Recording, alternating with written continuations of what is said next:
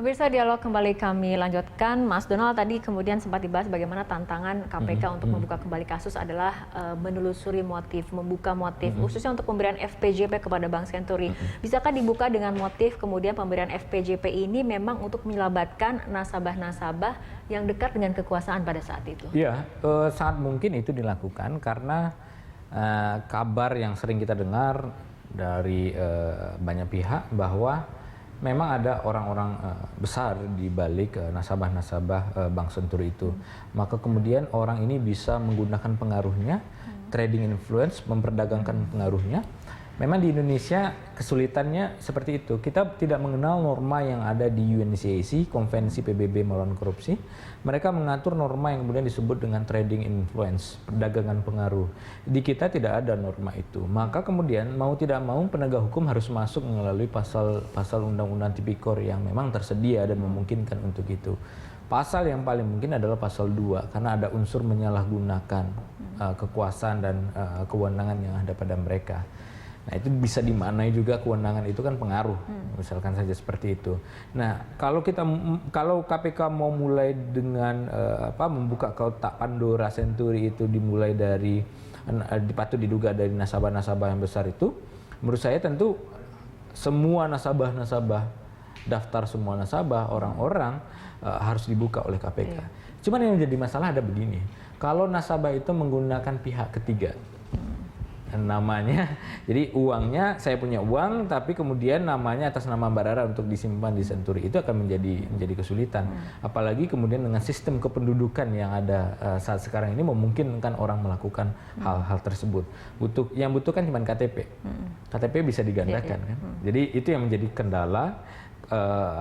Salah satunya ketika melibatkan upaya-upaya seperti PPATK di dalam menelusuri para nasabah-nasabah tersebut. Tetapi tentu sangat mungkin itu dilakukan karena perdebatan berdampak sistemik itu menjadi salah satu perdebatan apakah memberikan atau tidak PJP.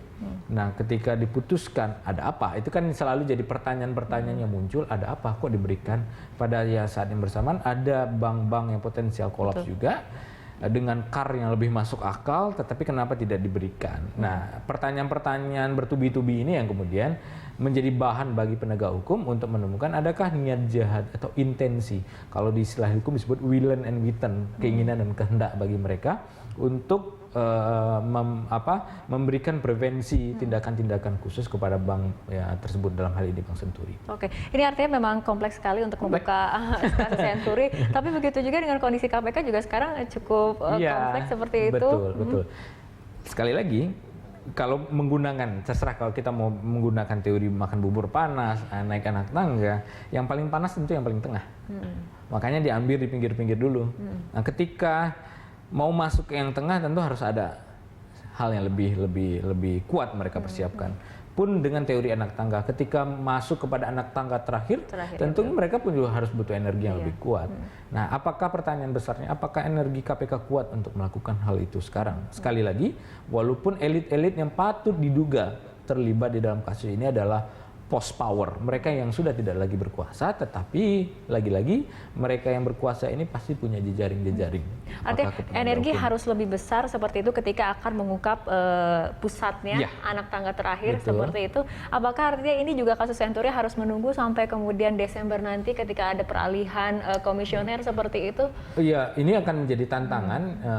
Kita tunggu, sebenarnya kita berharap apa sikap dari pimpinan KPK setelah putusan ini. Kabar baiknya tentu mereka akan melakukan penyelidikan yang baru.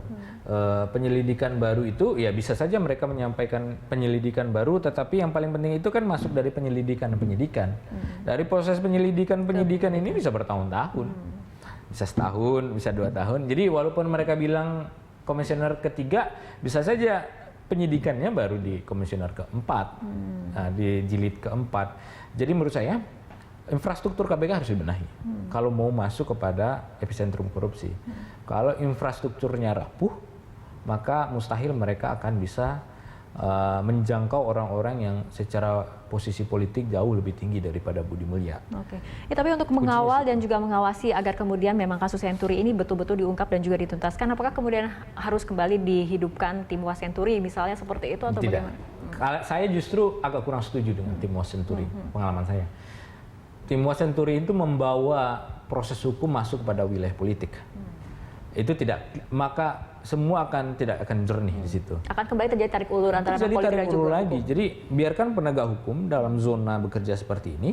Kalau memang kemudian DPR menggunakan hak mereka untuk rapat koordinasi dengan pimpinan kementerian atau lembaga negara seperti KPK, bisa saja mereka bertanya terhadap hal itu.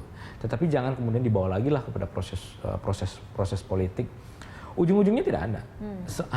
Hampir semua proses-proses, apakah itu Timuas, jangankan itu, angket segala macam itu pasti tidak akan berakhir sesuai dengan harapan karena membangun bergen politik dengan cara seperti itu. Maka kalau kita mau menuntaskan proses hukum dengan membangun bergen politik, pasti akan terganggu proses hukumnya. Saya menilainya seperti itu. Oke, Mas Donald, kita akan kembali lanjutkan perbincangan, tapi seperti biasa kita ikuti jeda berikut terlebih dahulu.